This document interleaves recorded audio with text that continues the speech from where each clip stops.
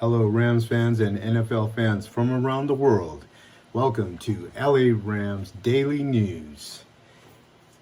It's late night. Just wanted to do one more report on Matthew Stafford. Let's jump right into it. Matthew Stafford discusses what he learned in his first encounter with the 49ers and how the Rams will respond heading into Sunday's regular season finale. Matthew Stafford was sacked early in Week 10, his first game against the 49ers since joining the Rams and experiencing the NFC West.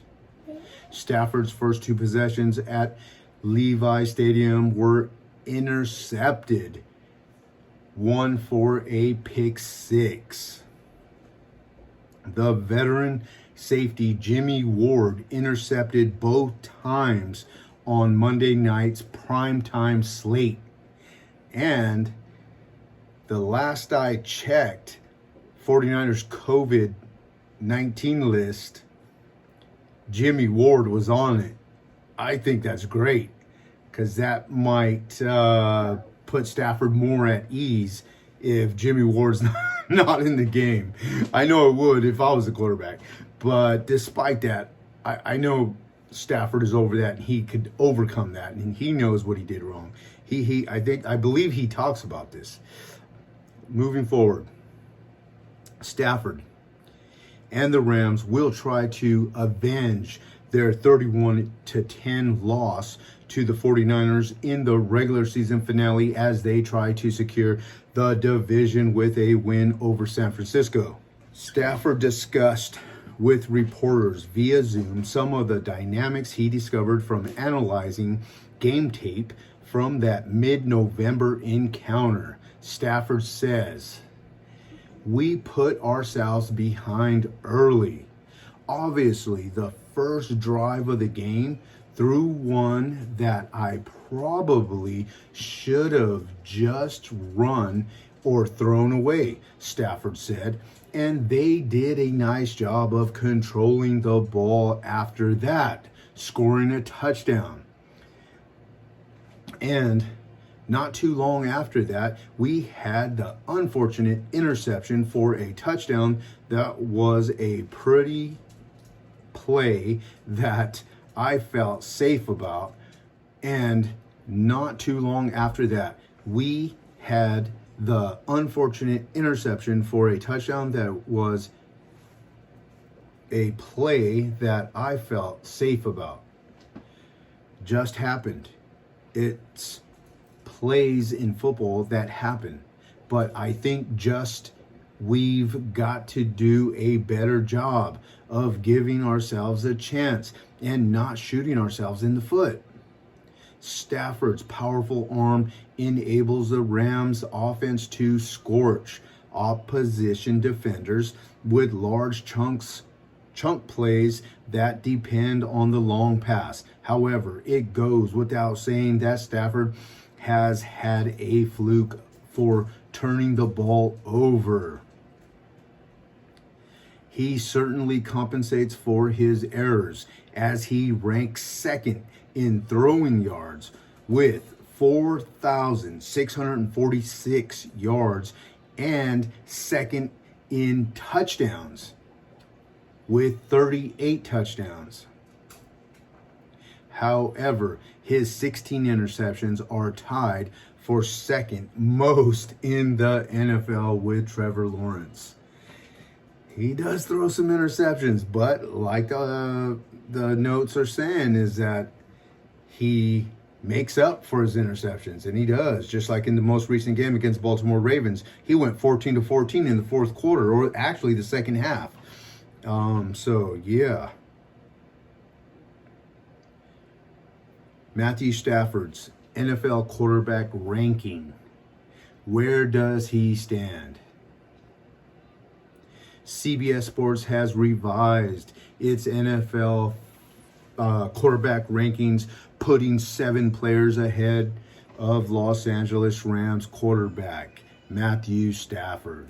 So that means he's number 8 with 7 other quarterbacks in front of him. Wow. 8th? No way. While Stafford has thrown 6 interceptions in the previous 3 games, híjole, that's a lot.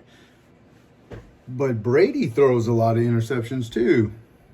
He has thrown 5 touchdowns, and the Rams have won all 5 of those games.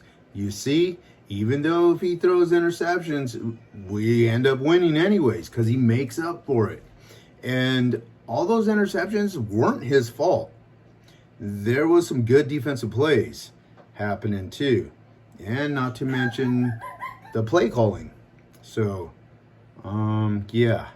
Stafford had a spotless second half against the Baltimore Ravens, completing 14 of 14 completions and finishing with a game-winning fourth quarter drive and touchdown pass to Odell Beckham Jr. Fox Sports and Colin Cowherd refer to Stafford's fourth quarter split statistics as proof of a quarterback playing flawless football at the game's most critical time in the fourth quarter. Stafford has 11 touchdowns and 0 interceptions in just the fourth quarter of games this season. The top 2 quarterbacks in CBS Sports QB rankings are unlikely to be challenged.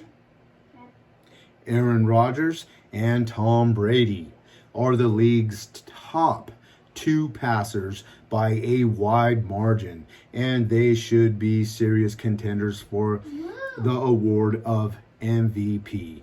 Rodgers has the greatest passer rating in the league, while Brady has the most passing yards with 4,990 yards and touchdowns with 40 touchdowns. And Rodgers' passer rating at 111.1. Stafford ranks second in total yards with 4,648 and touchdowns, 38 touchdowns. Stafford has the 3rd best NFL passer rating of 103.4. Stafford's doing great. He's up there. Given Stafford's ranks in the aforementioned metrics, CBS Sports rating of the 5 quarterbacks after Stafford seems debatable. Patrick Mahomes is 3rd on the list, but has the 11th best passer rating, 98.8. Josh Allen is rated 4th on the list, yet he is 15th in passer rating, 92.8, and 6th in touchdown passes with 34. Joe Burrow is placed 5th on the list. However, he is 5th in total yards with 4,611 and 6th in total touchdowns with 34. Justin Herbert is rated 6th on the list, but has a passer rating of 10th with 99.5 passer rating. Dak Prescott is 7th on the list, but he is 6th in passer rating with 100.9. 8th in yards, 4,154, and 8th in touchdowns with 32. However, I think he just got 5 tonight. So that's like up to 37, but he still doesn't have more than 38, which Stafford has. Moving on. Matthew Stafford is placed 7th on the list, although he is 2nd in total yards with 4,648, 3rd in touchdowns, 38 touchdowns, and 3rd in passer rating with 103.4. Man, Stafford, he gets no love. There's no love. Where's the love at for Matthew Stafford? Come on, his ranking should be way up there, a lot more than 8th. I think that's all right. Watch, he's gonna come through in these next games. pretty darn well, I believe. Like he was saying in his interviews, he learned that he should have thrown the ball away, perhaps even ran the ball instead of throwing it and trying to, make a completion, and ended up throwing pick sixes. He's a smart dude. He's been around forever. He's the type of guy that learns from his mistakes and moves forward. He doesn't let it bother him. And this is a good thing. Tomorrow, 125 against the 49ers. Let's see what happens. They're going to try to come out running on us. See what kind of defensive formations we have for them. We got a lot of personnel for that defensive line when we need to load it up for an obvious run.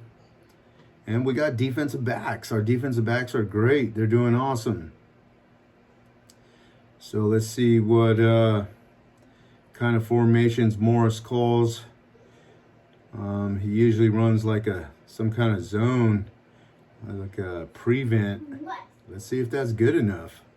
Not if they're going to be taking chunks of yardage by running every time they run. If they get 5 yards, that's going to be good enough for them to move the ball down or upfield.